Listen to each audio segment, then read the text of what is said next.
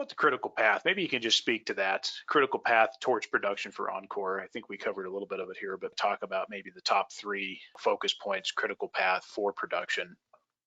Well, I'm going to kind of give it to you, maybe not a direct answer to your question, but the way we view it.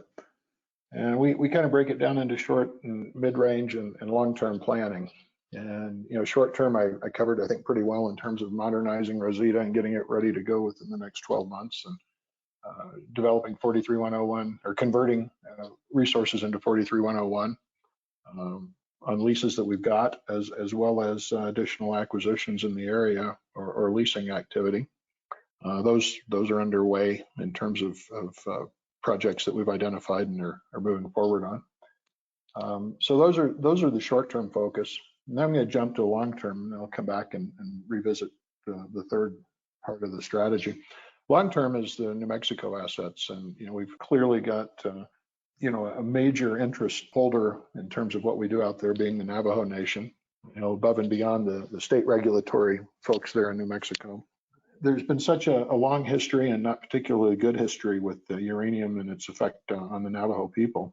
And here again, we think that by illustrating that it's a changed industry and a better approach, and by involving some equity participation to make it worthwhile for the local Navajo groups there, that over a period of years, and we're slating it for a 5-year project of education, consultation, working together, and trying to develop that good base work before you start trying to go into production, which is something no one's tried there yet.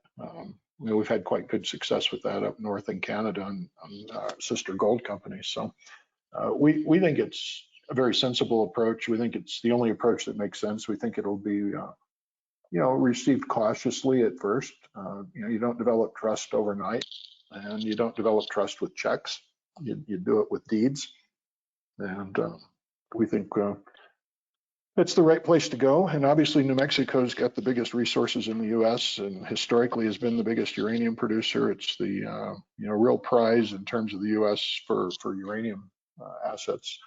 But it's a long-term equation there. You can't go in there and just flip the switch and start. A significant portion of our Crown Point resource that we've had there, 20-some million pounds of 43101, has been permitted under NRC permits for a number of years. But so the permitting isn't nearly the issue there as it is, getting the local community support, and that's really the only way to get into production there.